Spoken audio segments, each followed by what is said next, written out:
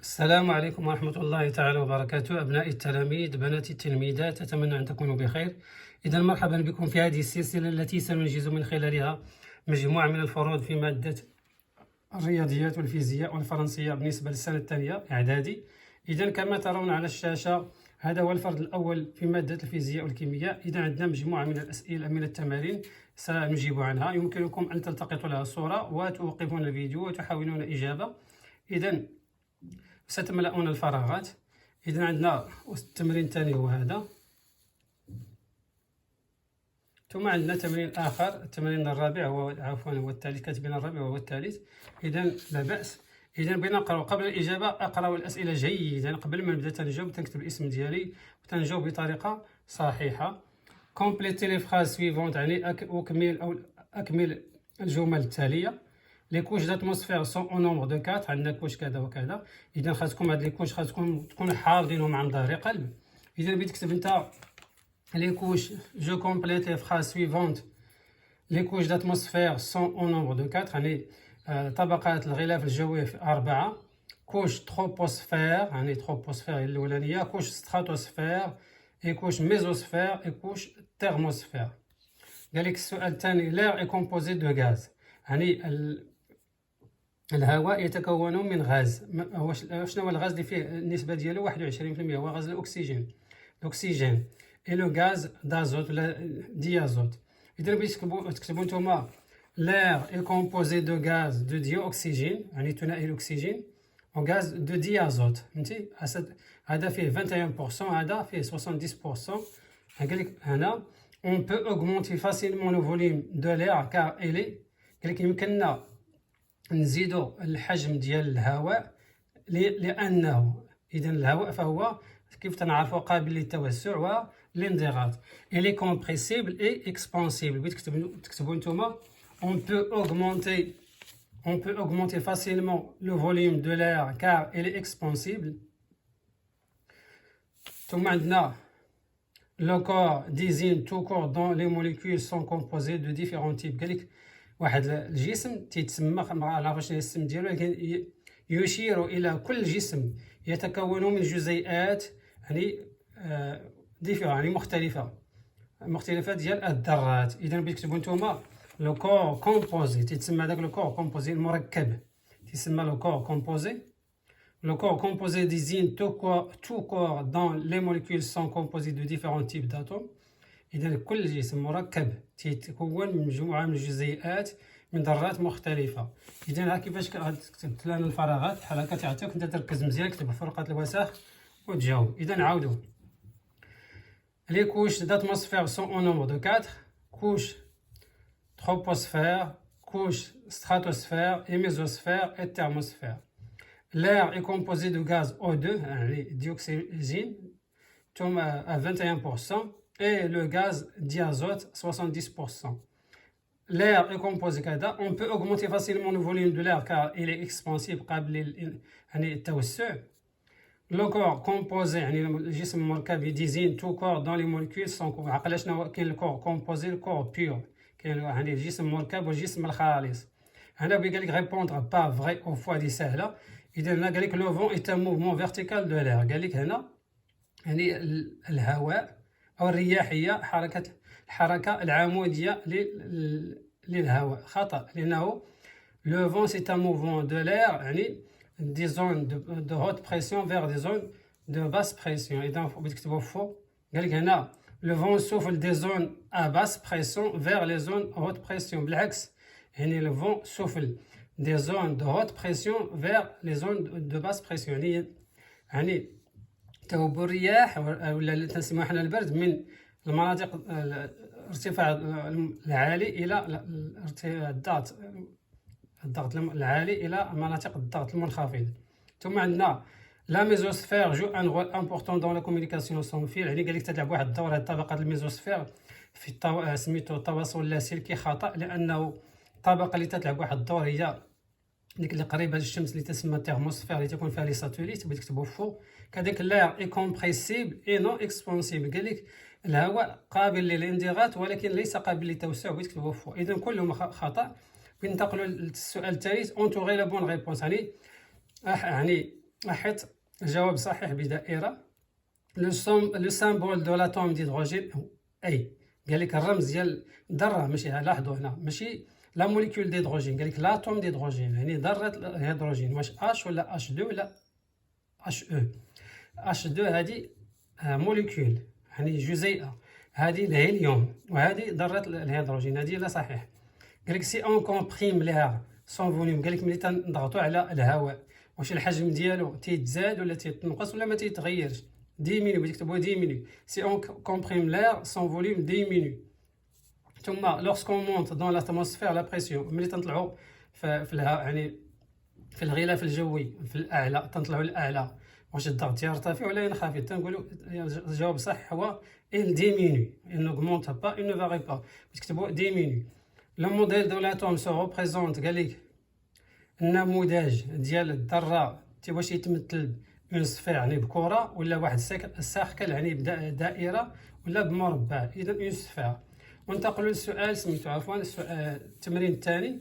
عندنا التمرين الثاني يقول parmi les formules suivantes déterminer les molécules et les atomes. قال لك من خلال هاد الذرات الاشكال اللي عندنا هنا، قال لك ميز فينا هي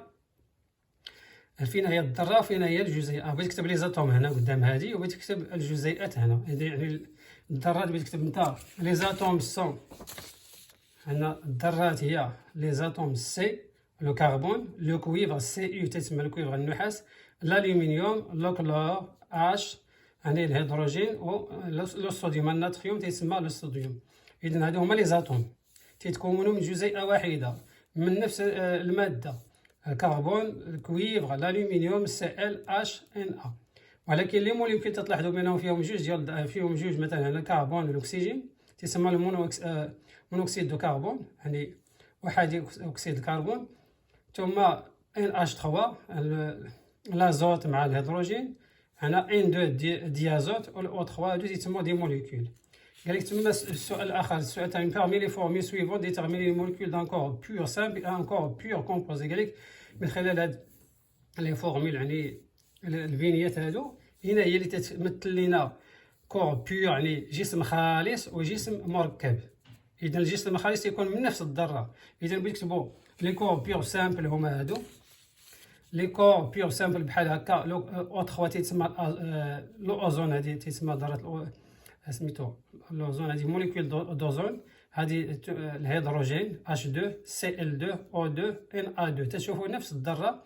اذا هذا تسمى كور بيور سامبل يعني جسم خالص وبسيط. سامبل يعني بسيط. ثم لي كور بيور كومبوزي داكشي اللي بقى بيدير بيور كومبوزي بحال H2O فيه لو هيدروجين والاكسجين، هنا CO HCl NH4 K و H يعني هذا البوتاسيوم مع الاكسجين والهيدروجين. اذا عندنا قال لك السؤال الثالث كومبليتي لو تابلو سويفون يعني اكمل الجدول التالي.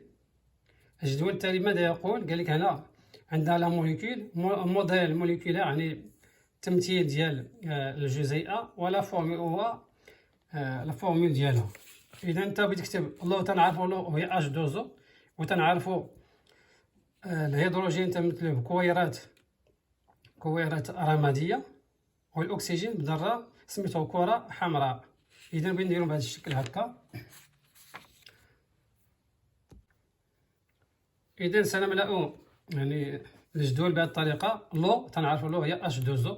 اذا الذره ديال الهيدروجين تتمثل بكويرات رماديه. خاصكم تعقلوا على هاد الالوان وعلى الاشكال يعني كلهم على شكل دوائر، ولكن الالوان ديالهم تختلفوا. ذره الهيدروجين بالرمادي وذره الاكسجين بالاحمر. هنا كاتبين لنا لاحظوا روج اي نوار. لو روج هو الاحمر. اذا لو روج كي قلنا هو الاكسجين. بغيت تكتب شحال عندنا من اكسجين؟ عندنا 2. وعندنا لو نوار تنعرفوا لو نوار هو الكربون. اذا بغيت نكتبوا ديوكسيد دو كربون، ثنائي اكسيد الكربون. اذا بغيت نرسموا بتلون هذا بالاحمر بالاسود وهذا بالاحمر، وبغيت تكتبوا سي او 2 هنا تكتبوا ديوكسيد دو كربون، ثنائي الاكسيد الكربون. ثم عطاونا ان 2. شنو ان 2 يعني ذرتان سميتوها يعني جزيئه ديال الازوت. اذا تنعرفوا الازوت تنمثلوه بالازرق، بغيت ديروا جوج كويرات زرقاء وحده لاصقه في الاخرى، وبغيت تكتبوا ديازوت. وننتقلوا للسؤال الثالث والتمرين الثالث، عفوا هو. اذا التمرين الرابع والثالث، لي ديمونسيون دون شامبر سون، قالك يعني لي ديمونسيون يعني الابعاد ديال واحد الغرفه هما عندها لا لارجور يعني العرض ديالها 3 امتار، لا لونغور يعني الطول ديالها 3.5، لا هوتور 2.6. قالك كالكولي لو فوليوم داير كيل كونتيان ان متر كوب اون لتر. اذا بغيتي تحسب قالك سميتو الفوليوم ديالها اللي الحجم ديالها بالمتر مكعب و في اللتر. اذا بغيت تكتبوا نتوما نكتبوا هكا: جو كالكول لو فوليوم داير دون لا شومبر، يعني احسب كميه الهواء في الغرفه. تنعرفوا الفوليوم يعني الحجم تساوي لا لونغور فوا لا لارجور فوا اش يعني في الارتفاع، طول في العرض في الارتفاع. وتنديروا لابليكاسيون نيميريك يعني التطبيق العددي، كل حاجه تنعوضوها بالرقم ديالها. لا لونغور فيها 3.5، لا لارجور 3، لا هوتور 2.6. وملي تنحسبوهم بالاله الحاسبه تعطينا، تنحسبوهم بيدينا تعطينا 27.3، ولكن متر مكعب. علاش؟ لان هذا بالمتر هذا بالمتر هذا بالمتر، متر مكعب. اذا بيكتبوا لو فوليوم ان متر كوب هي 27.3، 27.3 متر مكعب. وعندنا بغينا نحولوها لللتر. اون سي كو 1 متر كوب تنعرفوا بان متر مكعب فيه 1000 لتر، دونك هذه غادي نضربوها في 1000 وتعطينا في تساوي 27300 لتر.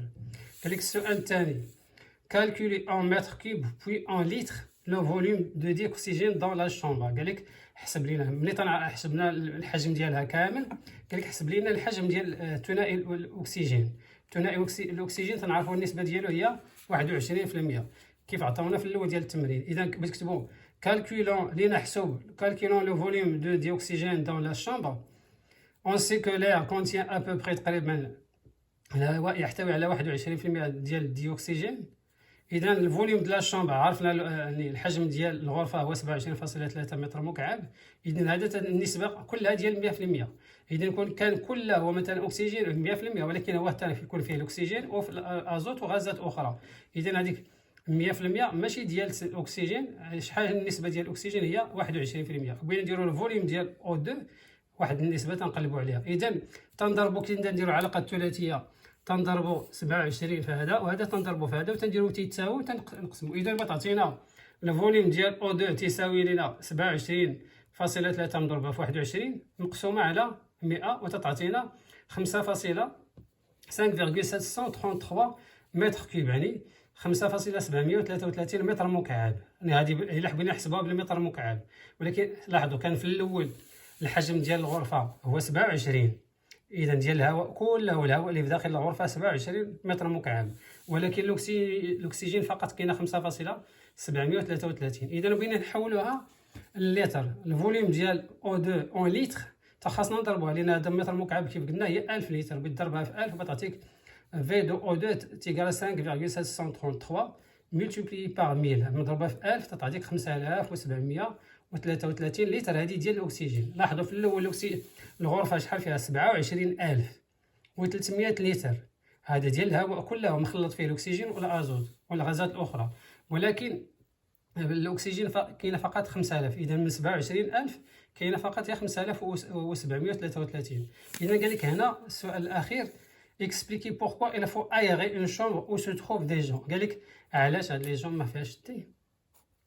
قال لك expliquer pourquoi il faut aérer، علاش خاصنا نهوي واحد الغرفه تيتواجدوا فيها الناس. بغيت تكتب انت عندي سؤال ثقافه عامه، علاش يعني واش تتفكر مزيان ولا لا. il faut aérer une chambre où se trouvent des gens parce que la quantité de dioxygène est limitée. لان نسبه الاكسجين، علاش خاصنا نهويو ديك الغرفه؟ لان النسبه ديال او كميه الاكسجين في هذيك الغرفه محدوده. اي لي جون كونسوم O2 يعني والناس دوك الاشخاص غادي تيستهلكوا الاكسجين وغادي يتقاضى. اي كونت il n'y a pas d'O2 يعني ملي ما غاديش يكون الاكسجين cela peut avoir des dangers sur ces gens. هذاك يمكن لي يخلق عليهم يشكل لهم خطر وهكذا.